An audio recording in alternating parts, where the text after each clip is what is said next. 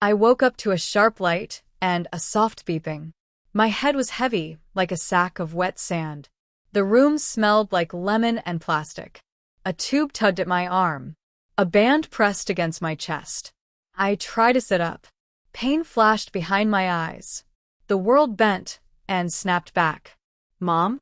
Can you hear me?" A man's voice whispered. I blinked until his face came into focus. Blue eyes. Neat hair. My son, Mark. I knew his name the way you know your own shoes. Familiar, then slippery. Something slid out of reach in my mind. Where am I? My voice sounded like paper. "You're at St. Luke's," he said. "You fell, Mom. Hit your head. But you're okay. You're safe." Safe. The word wobbled in the air. I turned my head with care. A woman stood near the window, arms folded, lips tight like a knot. My daughter-in-law, Lisa. I knew her too, but the knowing felt thin and cold, like ice on a pond. I raised a hand. My fingers trembled. No ring. My wedding ring.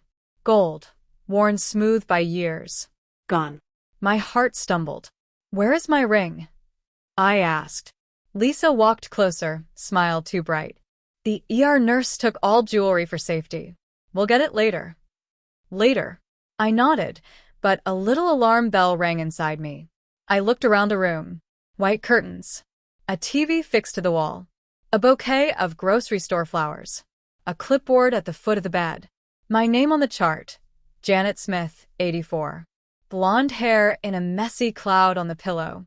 That is me, I thought. I am Janet. I am 84. I am a grandma. I live in, my mind reached again, Ohio. Yes. A white house with blue shutters. Hydrangeas that bloom too big. My late husband, Paul. A good man. I felt him like warmth on my hands, then he faded like breath on glass. A nurse came in, light sneakers whispering on the floor. "Good morning, Miss Smith." "I'm Ava." She checked my wristband. "How's the pain?" "Like a hammer in my skull," I said. The words were simple enough. True enough. "We'll help with that," she said. "Doctor's on his way." Ava glanced at Mark and Lisa, and then at the clipboard. She slid her eyes back to me and leaned closer. "We'll go slow today," she said, very soft. "One step at a time." One step at a time. I clung to that. She adjusted my pillow and left. Mark crouched by my bed. "Mom, I know this is a lot. The doctor said the fall caused a brain injury. You have some memory problems right now." I swallowed. The words were big and hard. Brain injury. Memory problems. My eyes stung. "How long?" "We're not sure," he said. "But you'll be okay. We're here." Lisa put a hand on Mark's shoulder. Her nails were perfect. Pale pink, smooth like shells. "We talked to case management," she said. "They said it's best to get some paperwork done while you're here, so decisions can be made easily." Paperwork. Decisions. The words were attic boxes with unknown stuff inside. "What kind of paperwork?" I asked. "Basic things," Lisa said, like she was offering tea. "Power of attorney. Healthcare proxy. You know. To help you." Help. The alarm bell grew louder. I looked at my hands, thin and spotted. The skin like tissue paper. They were my hands. Strong once. Warm once. I used them to hold babies, to tie aprons, to turn pages, to lift casseroles. Now they shook like leaves. "I had a lawyer," I said slowly. "Mr. Adler." Mark's smile was quick. "Yes, but that was years ago, Mom. Things change." "Do they?" My head pulsed. The doctor came in. White coat. Kind eyes. He checked my pupils with a light. "Miss Smith, do you know what month it is?" I tried to pull the answer from the fog. A calendar hung in my mind, the pages flapping. "September," I said, more guess than truth. "Close enough," he said gently. "You have a moderate concussion and some post-traumatic amnesia. This might get better. It might come and go. The brain can heal, but it's slow." He looked at Mark. "Short stays are best. Familiar voices. Calm days." Lisa nodded too quickly. "Of course." The doctor left, and the room felt smaller. Mark's phone vibrated. He glanced at it, face tightening for half a second. He put the phone face down. "Mom, I need to run a quick call," he said. "Lisa will sit with you." He stepped into the hall. The door did not quite close. I heard his voice, lowered and fast, like a man trying to stop a leak with his hands. "Yeah," he said. "Today if possible." Before yes. I told the realtor already. Realtor. The words stabbed through the fog. My house. My blue shutters. Lisa moved to the bed and placed a pen in my hand. The pen felt heavy and slick. She lifted the small table over my lap and set down a stack of papers with sticky flags pointing to blank lines. "This is just so we can help make choices if you're tired," she said. "Nothing to worry about." I looked at the top page. Durable power of attorney. The print swam, then steadied. The next page. Transfer of property, temporary. My stomach turned. I read the line with my name and the words grant, authorize, access, accounts. My chest tightened. "I need my glasses," I said. "They're at the house," Lisa replied in a voice as smooth as cream. "Just start here." She tapped the first flag. "Trust us." Trust. I thought of the empty place on my finger where my ring should be. I thought of Mark's voice in the hall. Realtor. My mind grabbed at a thin rope. I tried to stand up inside myself. "I would like to wait for the doctor," I said. Lisa's smile thinned. "Doctors don't do legal forms," she said. "This is family business." Family. The word should have been soft and safe. It felt like a door closing. I heard a sound from the hall, a whispered argument. Ava's voice, calm but firm. She can make her own choices. Another voice, male, impatient. "We're on a timeline." Lisa moved to the doorway and pulled it almost shut. She turned, face neat, smile back in place. "Mom, we just want to take care of you. You raised Mark. You took care of everyone. Now it's our turn." I looked at the papers again. A tiny memory slipped in, like a fish flashing underwater. Paul and me at the old kitchen table. The smell of coffee. Mr. Adler in a tweed jacket, his kind hands on a folder. "Janet," he had said, "if anything ever happens, your wishes are here." A blue cover. A brass clip. We signed. We made copies. We put them in the safe behind the pantry flour tins because we liked secrets and because we were poor then and had to make our own safety. A soft tap. Ava slid in sideways. She checked the monitor, her eyes steady on me. "Pain level?" she asked. Her words were normal, but something else floated under them. "Are you okay?" 6, I said, because numbers were easier than feelings. She adjusted the drip. For a second, her arm blocked Lisa's view. Ava's thumb brushed the corner of the paperwork. She saw the title. Her jaw set. "Miss Smith," Ava said. "Do you want water?" "Yes, please," I said. My voice steadied. Water buys time. Time is a ladder. While Ava poured, I asked, "Mark, where's my ring?" Mark had come back in. He looked at Lisa, then me. "It's safe," he said. "Where?" I asked. "In my truck," he said after a beat too long. I didn't want it to get lost. "Bring it," I said. The air in my chest was hot and thin. "Please." Mark rubbed the back of his neck. Later. The alarm bell inside me was now a siren. I felt old and small in the bed, but something stubborn woke up too, the part of me that used to carry a toddler on one hip and a bag of groceries on the other, and still make Sunday dinner. I set the pen down. "I will not sign until I talk to Mr. Adler," I said. My voice shook, but the words were clear. Lisa's smile cracked. "Mom," she said, her tone dropping a shade. "You hit your head. You don't remember. We're helping you." "I remember enough," I whispered. A man in scrubs stepped in, someone I hadn't seen before. Dark beard. Blank eyes. He held a small tray with a syringe. "Time for your sedative," he said, not looking at me. "Doctor's order. We need you calm." Ava stepped between him and my arm. "That's not on her chart," she said. "What is that?" "Midazolam," he said. He tried to move past her. Mark took a step closer. Lisa slid the papers back toward me. quick fingers tapping the flagged lines. "Just sign, Mom," she said, voice sweet again. "You'll feel better." I looked at the syringe, at the papers, at my empty hand where my ring should be. I felt the room tilt. If I sleep, I thought I lose everything. My house. My garden. Paul's coffee cup. The safe behind the flower. "Stop," I said, louder this time. My heart pounded. The monitor beeped faster, faster. Ava's eyes snapped to mine.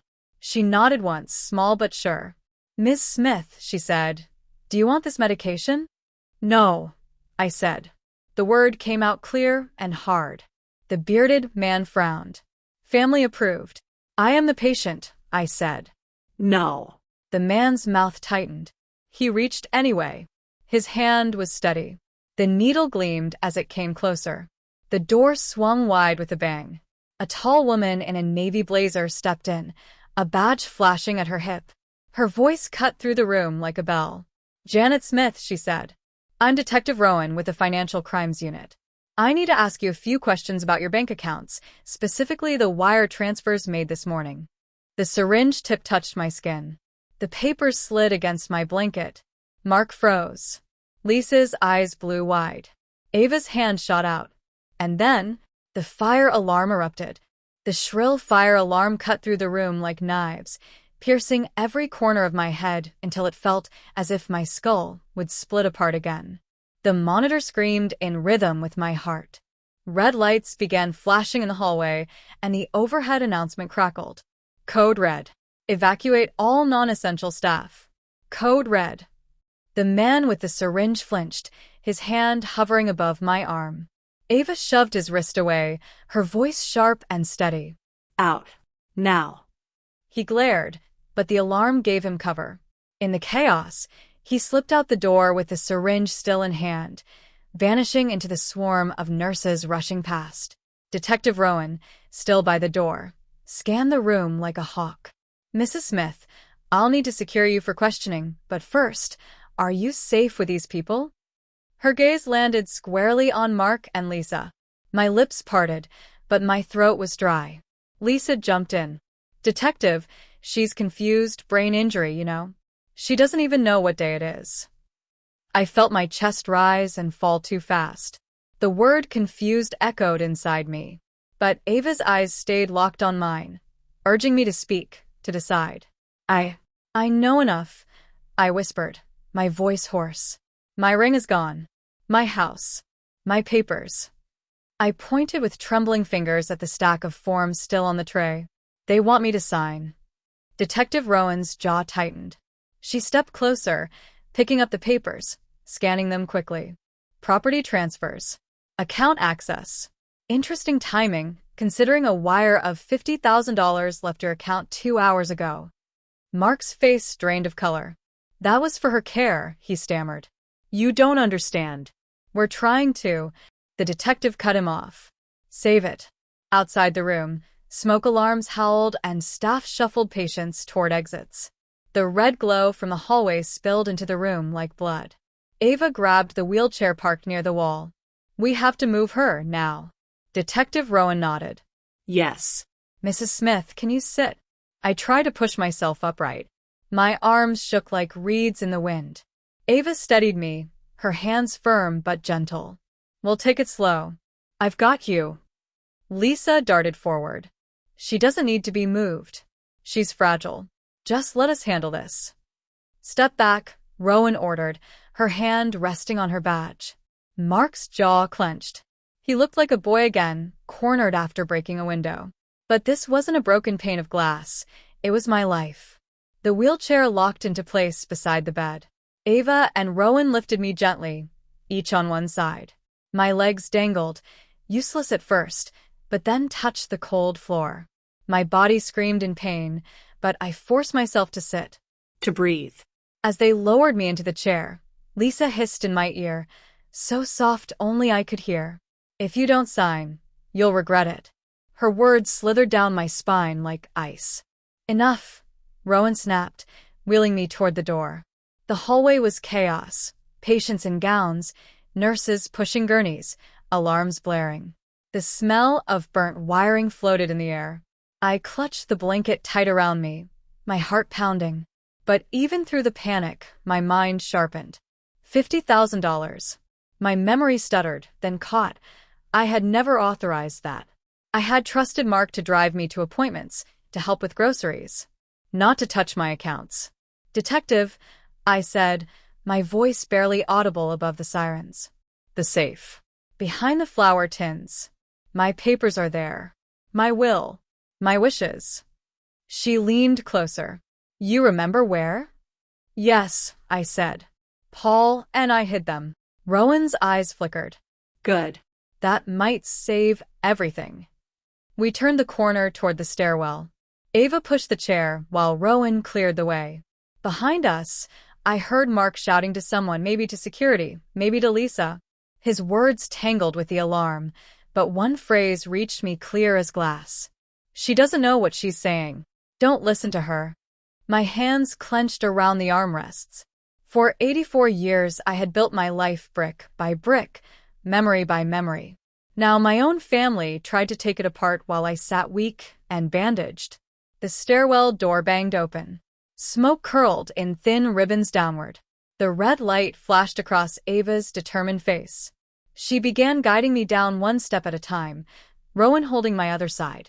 Every bump sent fire through my skull, but I gritted my teeth, because beneath the fog of my memory loss, something stronger had returned, rage.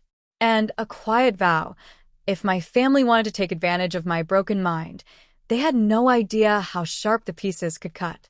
But just as we reached the second landing, the sound of heavy boots pounded behind us. The stairwell door flew open again. It was Mark. His face was red, twisted with fury. And in his hand, glinting under the flashing light, was my wedding ring.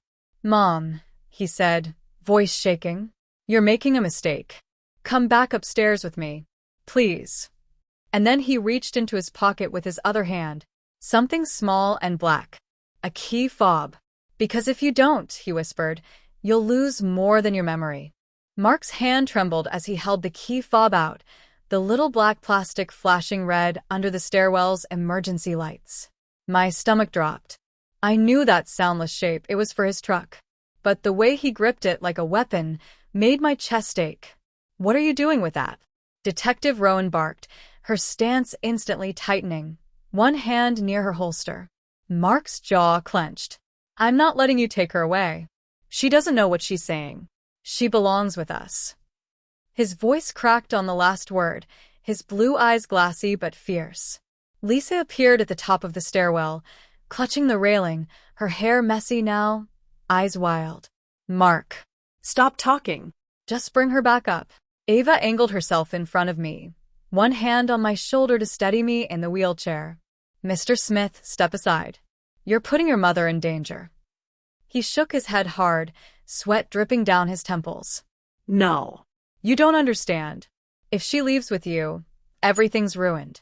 The loan, the payments, the house." My heart jolted. Loan? Payments? My fingers tightened around the armrests. Rowan stepped forward, voice calm but sharp as glass. "Mark, you've already dug yourself a hole with those wire transfers. Threatening your mother with a car key isn't going to fix it. Hand it over." Now. But Mark wasn't listening. His chest heaved, his face contorted in a mixture of panic and desperation. He pressed the fob, and from somewhere deep below in the parking garage, I heard it, the sharp, distant chirp of his truck unlocking. Lisa screamed from the top of the stairs, "Don't let them take her. Just get her into the truck and drive." The stairwell filled with a horrible silence under the blaring alarms. Rowan's hand hovered near her badge. Ava leaned down close to me, her voice steady, low. "Mrs. Smith, you need to decide. Do you want to leave with them? Or do you want me and the detective to protect you?" My lips trembled. My mind wanted to betray me with fog again, but a small, clear voice rose from deep inside. Paul would want me safe. Paul would want me to fight. I lifted my chin. "Protect me," I whispered. Rowan moved fast, stepping between Mark and me. "You heard her. Stand down." Mark's face twisted in agony. His voice rose, raw and broken. Mom, please. If you don't help us, we lose everything. You don't understand, we already. He choked on the words, eyes darting to Rowan. They'll take the house. We'll have nothing. The house. My house with the blue shutters. My house with Paul's coffee cup still on the shelf. My safe behind the flour tins. A wave of nausea surged through me. You already tried to take it, I said softly. Mark's shoulders shook. I didn't have a choice, he whispered. Rowan stepped closer, hand firm on her sidearm now. You always have a choice.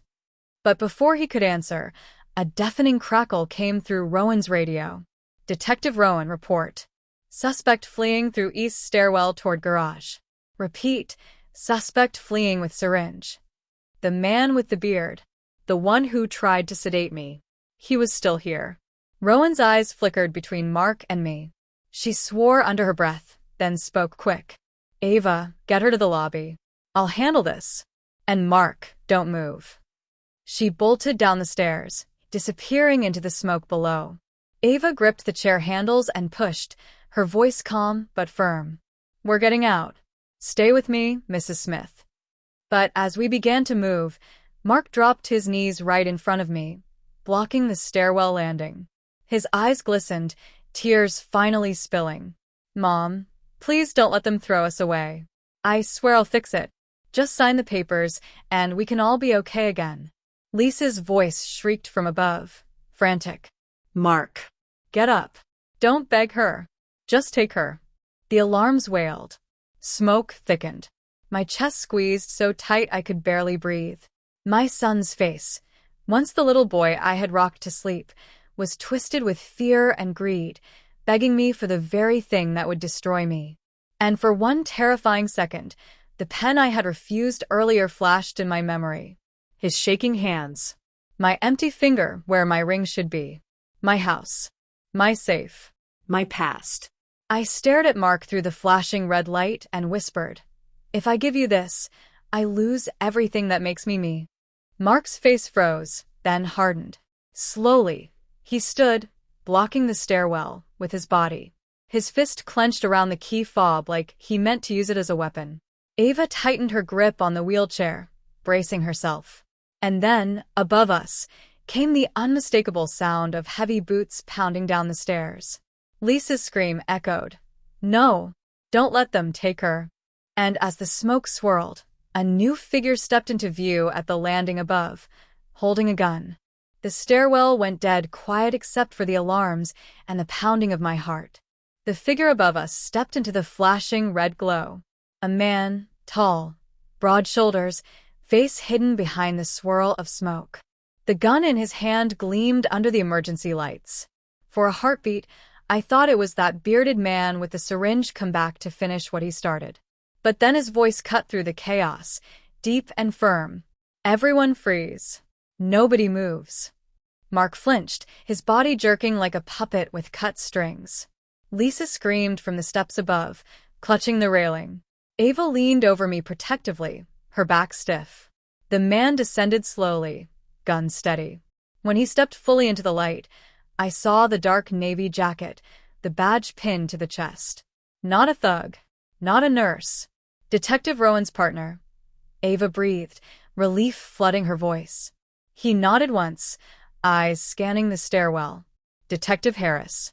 Rowan sent me. We've got multiple reports of attempted financial exploitation, false authorization forms, and now a possible assault with a syringe. He leveled his gaze on Mark. Drop whatever you're holding, son. Mark's hands shook as he lifted the fob. His lips pressed tight. This isn't what it looks like, he muttered. Harris's voice cut sharp. Then tell me what it looks like. Mark swallowed, sweat shining on his forehead. I needed help. Mom wouldn't, she doesn't remember right. She doesn't know what she's doing. I clenched the blanket tighter around me. My voice was weak, but I forced it out. I know enough to know my son is lying. Lisa screamed from above, her voice shrill. She's senile. You can't listen to her. She doesn't even know what month it is. Ava's voice cut through, calm but fierce. She remembers what matters. Detective Harris didn't blink. He motioned to Mark. Key fob on the ground. Now. For a moment, I thought Mark might resist. His eyes darted between me, Harris, and Lisa above. Then, slowly, he bent and placed the fob on the step. His chest heaved as though the weight of the world pressed on him. Harris kicked it aside. Good. Now both of you. Hands where I can see them. Lisa hesitated, her eyes darting, calculating. Then she threw her hands up, still shaking, her face red with fury. The stairwell seemed to exhale. Ava squeezed my shoulder gently. It's okay, Mrs. Smith. You're safe. But deep inside, I knew it wasn't over. The fog in my mind was still thick, but sparks of memory pushed through. Paul's steady voice, the papers in the safe, the way Mark once asked me for just a small loan, years ago, and I had said no. This wasn't sudden. This was years in the making. And as Harris moved to cuff Mark, a new sound rattled up from below, echoing footsteps, fast, uneven. Then a voice, low and desperate, rang out from the smoke below. Stop. Don't let them take her. I need her awake. It was the bearded man with the syringe. His face was twisted with rage, his scrubs stained with something dark. He still clutched that metal tray, the syringe glittering in his fist. Harris raised his gun, shouting down the stairwell. Drop it. Drop it now. The man didn't stop. His eyes locked on me, as if I were prey. Mark, pale and trembling, suddenly shouted, Don't shoot him. He works for me. The words crashed over me like cold water. Ava gasped. Harris froze, gun steady, but his eyes narrowing. The alarms shrieked. Smoke curled. My son stood exposed. And in that moment, the truth I had feared most clawed its way up from the pit of my stomach. Mark hadn't just stumbled into mistakes. He had planned this. The stairwell spun around me, alarms screaming, smoke burning my throat. I clutched the blanket across my chest tighter as Mark's words echoed in my skull. He works for me. For a split second, the world seemed to stop. Ava froze behind me, her hands gripping the wheelchair handles. Detective Harris's eyes widened as he steadied his gun on the bearded man charging upward. Lisa's face drained of all color, her lips parting like she wanted to swallow the words back into her husband's mouth. The bearded man sneered, his voice raw. Yeah, that's right. He paid me to keep her quiet. He waved the syringe, the liquid inside shimmering under the emergency light.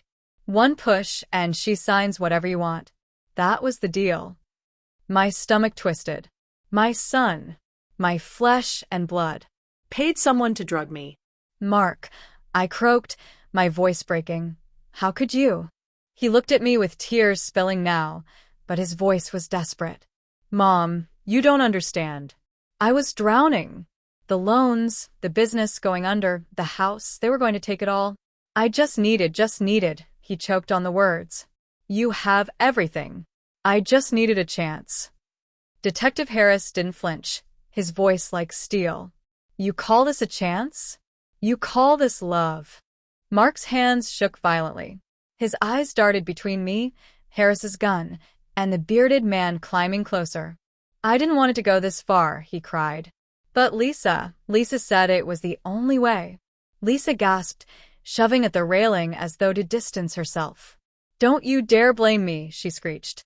You begged me to help. You said your mother would never notice, never remember.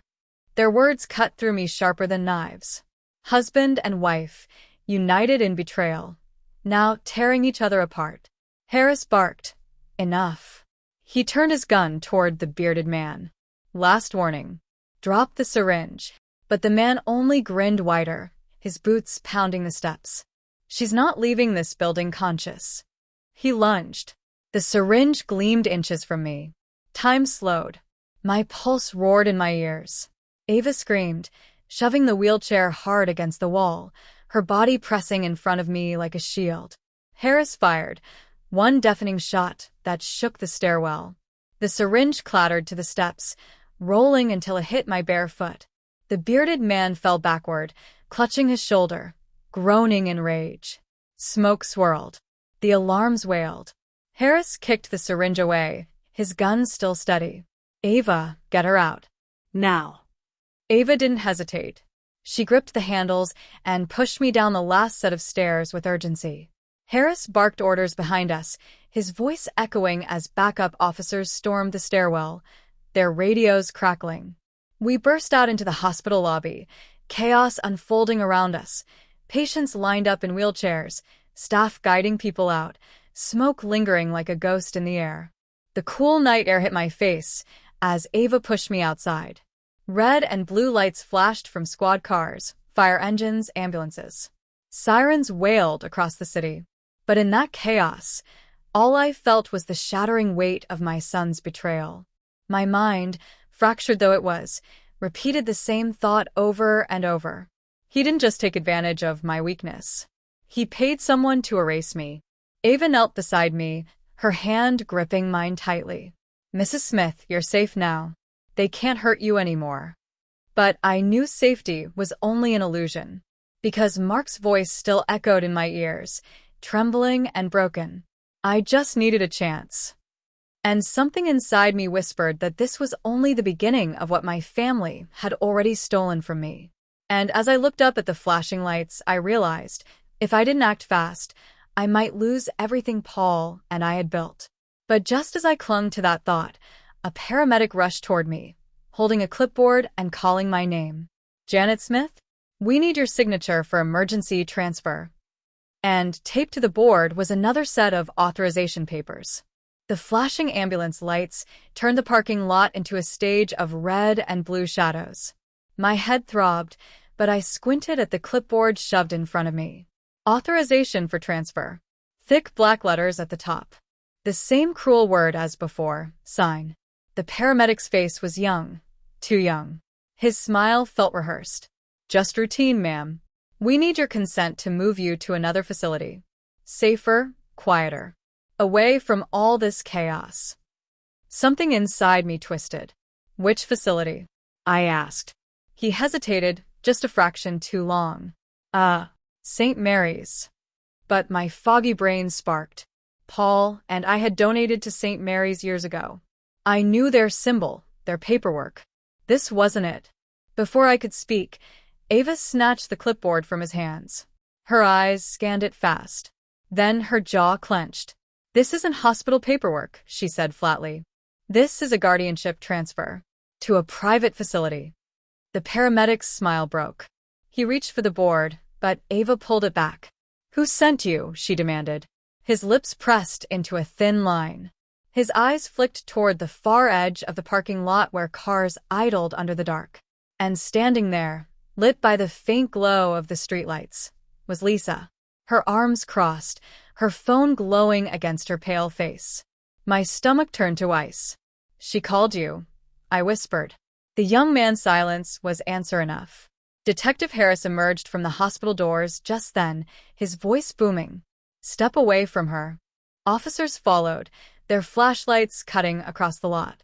The paramedic bolted, sprinting toward the shadows, the clipboard clattering to the ground. Lisa shouted something into her phone, then ducked into a waiting car. The tires screeched as it peeled out of the lot, vanishing into the night. Ava knelt beside me, gripping my hand. "Do you see now, Mrs. Smith? They weren't stopping at your house. They wanted everything. Even you." Tears welled in my eyes. I shook my head slowly, the pain and betrayal pressing down like lead. "My own family," I whispered. "My son, my daughter-in-law.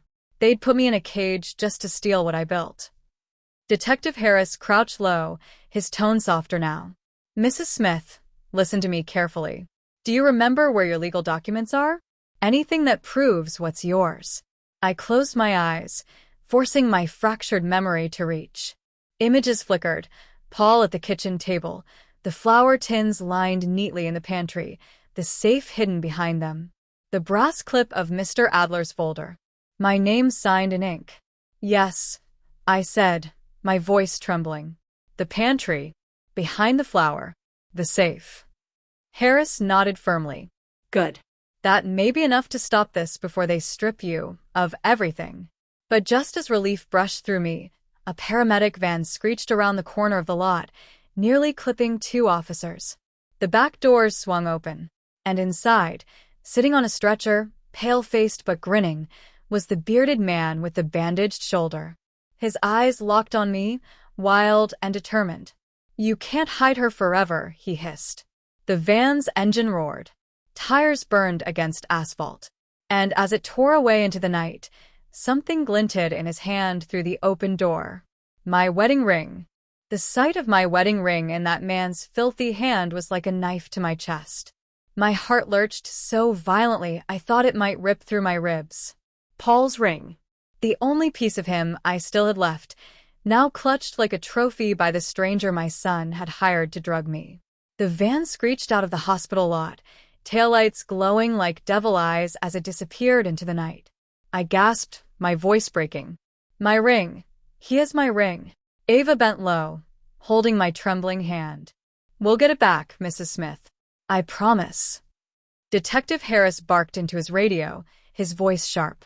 "Unit 3, Unit 4. Pursue the white paramedic van leaving east exit, license plate partial C, 9-7, suspects armed and dangerous." Red and blue lights erupted, squad cars peeling off in pursuit. Sirens wailed into the darkness. But the ache in my chest was louder than all of it. I remembered Paul's smile the day he slid that band on my finger. "This is forever, Jan," he had whispered, his hands warm and steady. "Even when I'm gone, this stays." Now, in the smoke and betrayal of this night, forever was slipping through my fingers. Mark stumbled out of the hospital doors flanked by officers, his hands cuffed tight behind his back. His face was pale, streaked with sweat and tears. When he saw me, he shook his head violently. "Mom," he shouted, his voice ragged. "Please, you don't understand. That ring, it's just a ring. Forget it. Forget everything." I stared at him, my chest heaving. My son, my baby boy who used to bring me dandelions and call them flowers, now begging me to let go of the only piece of love I had left. "No," I whispered, my voice cracking but certain. "I will never forget. Not this." Lisa was dragged out next, her wrists bound, her eyes wild. She spit venom with every word. "You old fool. You should have just signed. You had your time. Now it's ours." Her words cut deep, but the deeper cut was realizing my son had chosen her side over mine. Detective Harris leaned close, his tone low and steady. "Mrs. Smith, listen carefully. The ring isn't just sentimental, is it?" I froze, blinking at him. "What do you mean?" I whispered. His gaze sharpened. "Earlier you said Paul kept your documents in a safe. Is it possible that ring?" He paused, lowering his voice. "Is the key?" My breath caught. My memory staggered, then lit like a match. Paul's voice again, echoing from years ago. "If anyone ever needs to open it, Janet, just remember, forever is on your finger." My trembling hand rose unconsciously to my bare finger, where the ring used to rest. My wedding ring wasn't just jewelry. It was the safe's key. "Oh my God," I whispered, tears flooding my eyes. "That's why they wanted it." Ava's hand gripped my shoulder tight. "Mrs. Smith, if that's true, everything, your will, your accounts, your property, everything could be inside that safe." And now it was in the hands of a criminal my son had unleashed. Harris cursed under his breath and shouted into his radio, "All units, priority. Suspects have in their possession the key to the victim's estate safe. Repeat, the key. Secure at all costs." The radio crackled back. "Unit 3 in pursuit eastbound. Speeds 90. Van refusing to stop." I clutched Ava's hand, my voice trembling. "If they open that safe, I lose everything." Ava's eyes met mine, steady and fierce. "Then we make sure they don't." But even as she spoke, the night split open with the sound of screeching tires, a distant crash, and then silence. Every head turned toward the east road. The radios crackled again, frantic voices overlapping. "Unit 3 down, then overturned. Suspects fleeing on foot. Repeat, fleeing on foot into the woods." And my stomach dropped with a new kind of terror. Because if the bearded man still had my ring in his hand, he now had the whole dark woods to vanish into. The night swallowed sound after the crash report came through. The only noise was the hum of squad radios and the shallow thud of my own heartbeat. "The woods," I whispered, my throat dry. "He's going to hide it." Detective Harris snapped orders into his radio. "All units, perimeter around the East Forest. Light it up, no one leaves without my say." Red and blue beams arced toward the tree line as police vehicles boxed in the dark stretch of pines. Officers ran with flashlights, beams slicing through the shadows. The night smelled of burnt rubber and wet earth. Ava knelt beside me, her hand gripping mine tightly. "Mrs. Smith, listen. You don't have to see this. They'll find him. You're safe." But I shook my head, tears stinging my eyes. "That ring isn't just gold. It's my Paul. It's my life.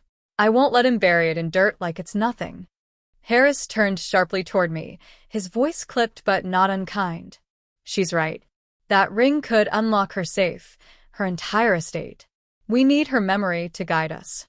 She comes with me." Ava hesitated, then nodded. "Then I'm not leaving her side." They wheeled me toward the woods, the pavement rough beneath the chair.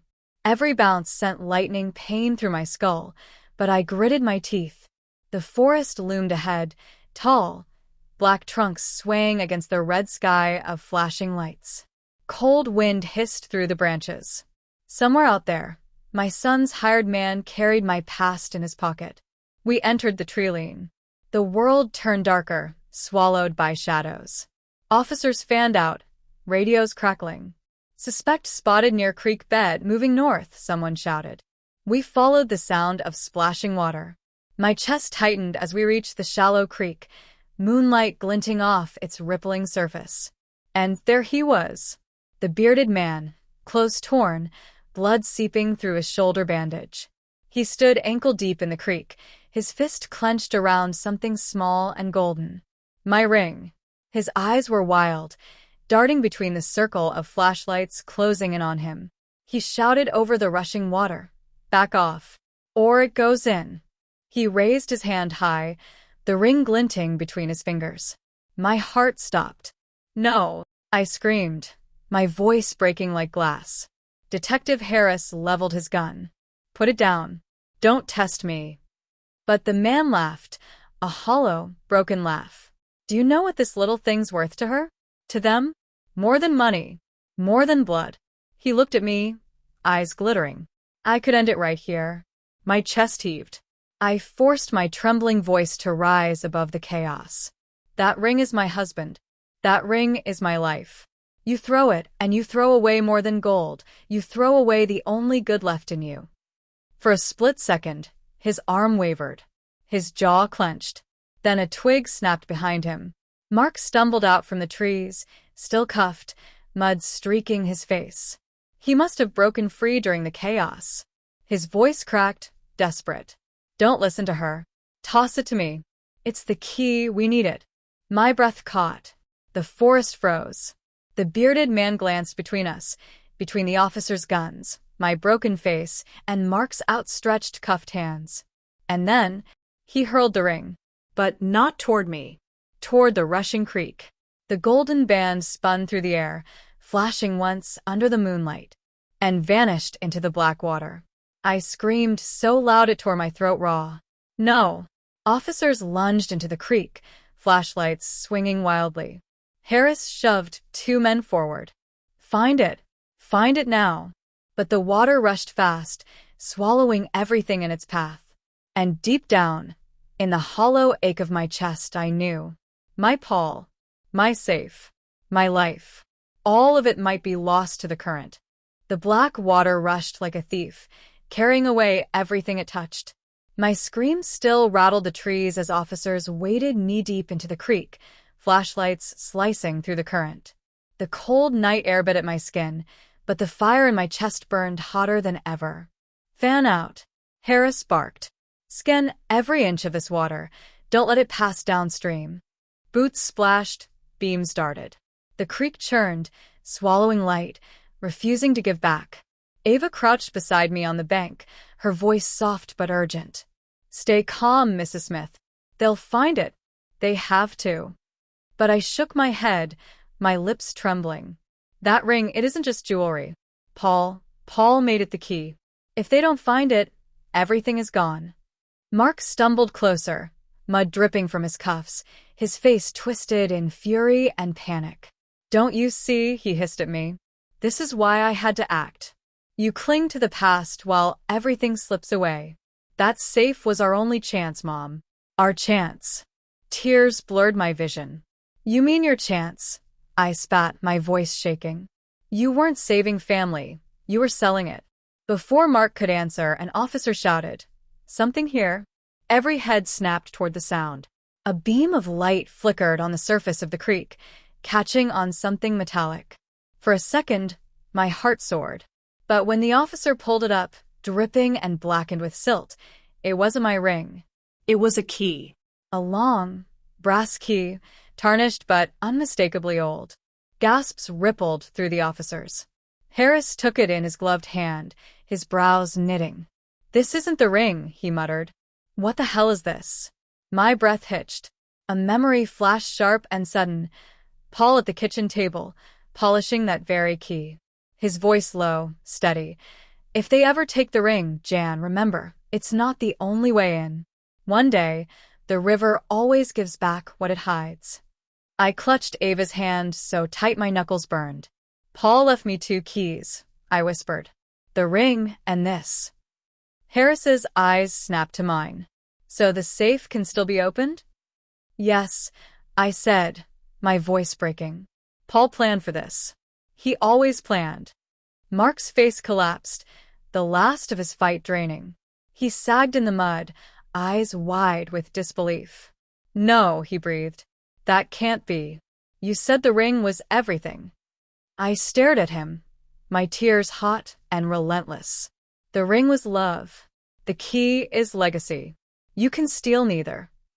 As Harris pocketed the brass key carefully, the woods erupted with the sound of running feet.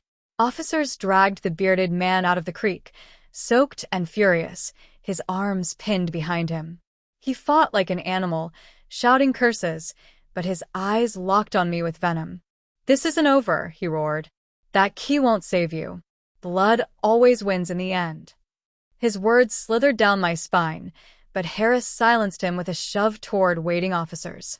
The night finally eased, the siren softening, the woods alive with whispers and rustling leaves. Ava knelt in front of me, brushing wet hair from my face. "Mrs. Smith, you still have a chance. The safe isn't lost." But even as relief stirred faintly in my chest, I saw Mark sitting in the mud, his cuffed hands shaking, his eyes hollow. He looked more like a lost boy than the man who had betrayed me. And in that moment, a new terror pierced my heart. Because I realized this wasn't the end. The safe might protect my estate, but my son, my own blood, might never be saved. The police convoy escorted us back to my home just as dawn began to break, the sky bleeding from black into pale gray. My little white house with the blue shutters stood in the quiet street like an old soldier, weathered, waiting, holding its secrets close. Inside, the air smelled faintly of flour and coffee grounds, the way it always did. My hands shook as Ava wheeled me through the familiar kitchen. For the first time since my fall, memory returned without fog, sharp, painful, but steady. Paul at the stove, humming off-key. His laugh when he teased me about my biscuits. His whisper, years ago, "Forever is on your finger, January. But just in case, the river always gives back." Detective Harris stood tall, brass key in hand. "Mrs. Smith," he said gently, "is this where the safe is?" I nodded slowly, my throat tight. "Behind the flour tins." Ava helped clear the pantry shelf, her hands careful as she moved each tin. And there it was, hidden behind rows of dusty containers, a small iron door, old but sturdy. Harris knelt, slid the key into the lock. The click echoed in the quiet kitchen. My chest seized as the door creaked open. Inside lay a folder thick with papers, bound in a brass clip. On top, yellowed but crisp, was my handwriting. My will. My wishes. A sob escaped me. "Paul, you clever man." Harris lifted the folder carefully. Everything's here: property deeds, accounts, medical directives. Enough to prove your intent beyond question. Ava squeezed my shoulder. They can't touch you now. But as the relief washed over me, I looked toward the corner where Mark sat in handcuffs, his head bowed, his face streaked with dirt and tears. My heart cracked all over again. "Mom," he whispered, his voice hoarse. "I'm sorry. I didn't mean to hurt you. His words crumbled into silence. I closed my eyes. For a moment, I saw him as a boy again, his little hands clutching dandelions, smiling proudly as if they were roses. My son. My blood. But then I opened my eyes and saw the man before me. The man who had hired a stranger to drug me, who tried to steal Paul's legacy, who would have locked me away just to get his hands on paper and gold. "I loved you enough to give you my life," I said, my voice trembling. "But you loved money more." He looked up at me then, eyes hollow. "I just wanted a chance."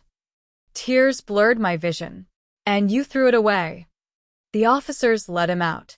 Lisa followed, her face twisted with rage, shouting curses into the morning light. Silence filled the kitchen once more. I reached for the folder with shaking hands. Ava helped steady it in my lap. I traced the brass clip, the ink of my name. Paul's careful planning had saved me, not just from losing a house, but from losing myself. As the first rays of sun cut through the shutters, I whispered to the empty kitchen, "Forever, Paul. You kept your promise." But deep inside, I knew this story wasn't just about a ring or a safe. It was about family, the kind that builds you up and the kind that tears you down. And now, with my heart both broken and whole, I would spend the rest of my days deciding which kind my son truly was, and whether forgiveness was even possible.